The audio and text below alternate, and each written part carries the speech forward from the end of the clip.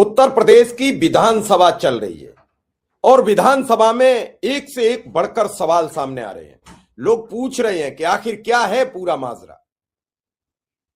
थोड़ी देर पहले हमने एक विधायक की स्पीच डाली और चूंकि सवाल सत्ता के खिलाफ हमेशा विपक्ष पूछता है तो मैं सवालों पर पहले फोकस करता हूं, कोई इसे अन्यथा में ना ले। मैं सीधा सीधा ये विपक्षी विधायकों द्वारा उठाए गए सवाल पर चर्चा कर रहा हूं। प्रतापगढ़ के विधायक जनपद के डॉक्टर आर.के. वर्मा खड़े हो गए सदन में, वो बोले जवाब दीजिए, क्या ये सत्ता के संरक्षण में पल रहा था पूरा कारोबार? अब तक मुख्यमंत्री ने उन स्वजातियों पर क्यों कार्रवाई नहीं की जिनके नाम में सिंह लगा था? उन पर कार्रवाई क्यों नहीं हुई? पूरे राज्य का नाम विदेशों में बदनाम हो रहा है। भूटान, बांग्लादेश, जाने कहां कहां कई देशों के उन्होंने नाम गिना दिए।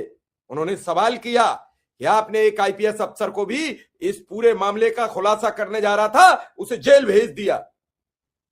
तिलमिला गई सरकार, खड़े हो गए, बताने लगे, मुख्यमंत्री कारण गिनाने लगे। क्या इस तरीके से प्रदेश से अपराधीकरण का जो एक तिलिस्म तोड़ने का सरकार नाटक रचती है, क्या वो सच्चा है? देखकर, जाति देखकर, धर्म देखकर, संप्रदाय देखकर बुलडोजर चलता है। क्या ये सब ठीक है? क्या ये उत्तर प्रदेश की करोड़ों जनसंख्या के साथ हो रहा न्याय है या फिर अत्याचार? ये कई सवाल इस स्पीच में छुटे हैं जिनके जवाब उत्तर प्रदेश के प्रत्येक जनमानस को देना पड़ेगा कि आखिर न्याय दो तरफा क्यों, न्याय एक तरफा क्यों नहीं? न्याय के पीछे कौन छिपता है? कौन वोट लेता है? कौन वोट लेकर वोट के साथ दुर्व्यवहार करता है? बिहार से तस्वीरें आई, सब जगह से तस्वीरें आ रही हैं। उत्तर प्रदेश में अब आने वाले वक्त में चुनाव है, यह अनुपूरक बजट प्रस्तुत हो रहा है, इसके बाद बजट प्रस्तुत होगा, थोड़े दिन में केंद्र में बजट प्रस्तुत होने जा रहा है। सवाल होंगे, चर्चाएं होंगी, लेकिन क्या इस सब के पीछे खड़े लोग ये जवाब देंगे? जवाबदेही तय करेंगे? कई सवाल छोड़ रहा हूं, जवाब चाहिए।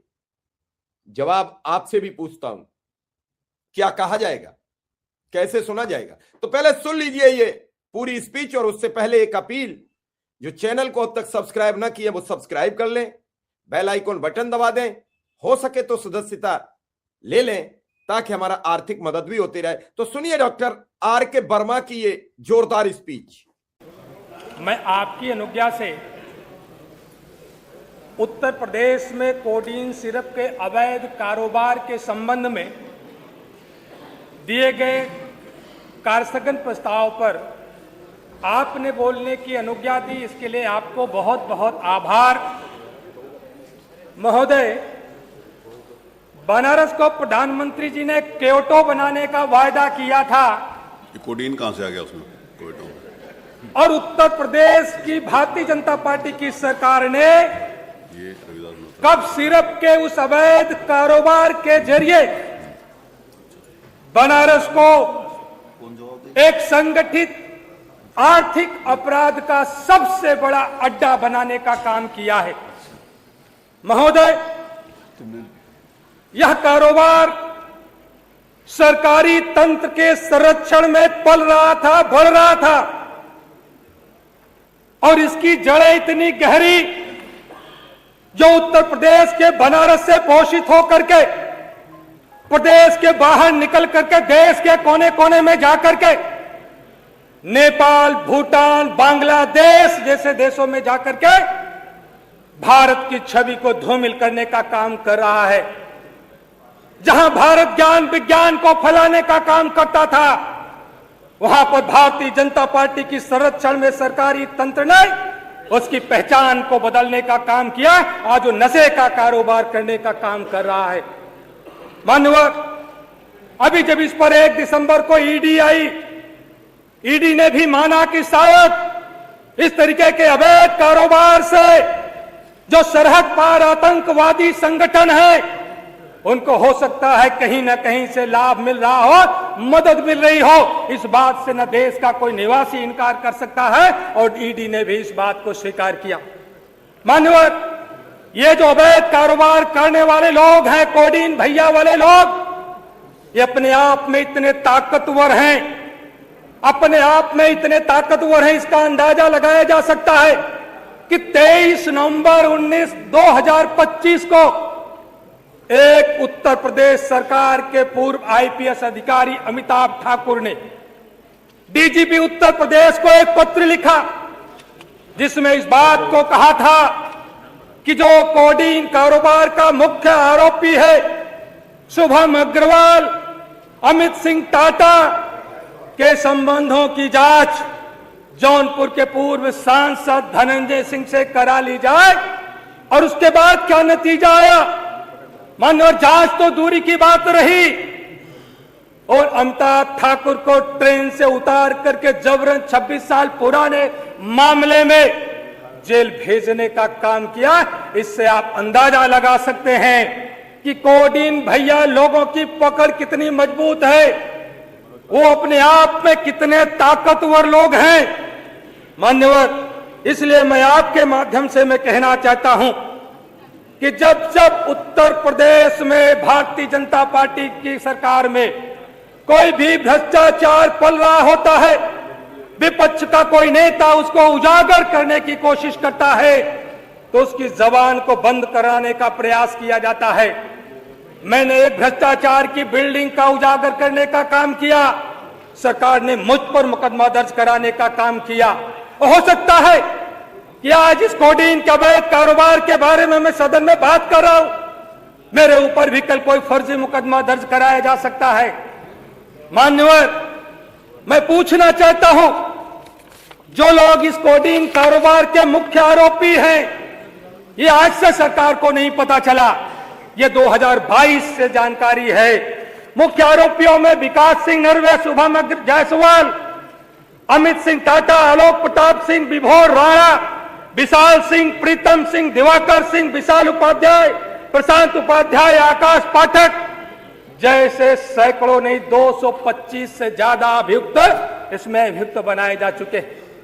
मान्यवर, लेकिन आज तक उत्तर प्रदेश वह प्रदेश है जहां पर जिसके ऊपर कभी एक प्राथमिकी भी नहीं दर्ज हुई थी, उनके भी घरों को गिराने का काम बुलडोजर से किया गया। एक छिनेकी का झूठा भी आरोप मिला तो उसकी टांगों में गोली मारने का काम किया गया।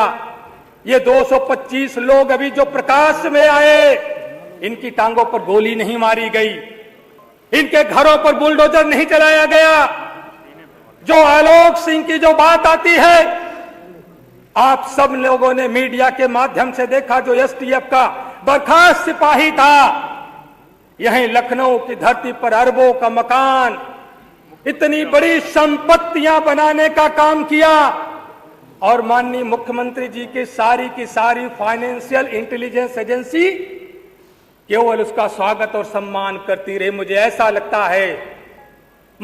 लगता है कि अगर किसी ने शिकायत भी करी होगी कि आपराधिक कारोबार से सृजित की गई संपत्ति है, तो हो सकता है उसे देख करके सरकार को गौरव की अनुभूति हो गई हो और इसीलिए जो बुलडोजर उसकी तरफ जाना चाहिए था, वो बुलडोजर का ड्राइवर भी कोडीन के नशे में मस्त हो गया और रास्ता भटक गया।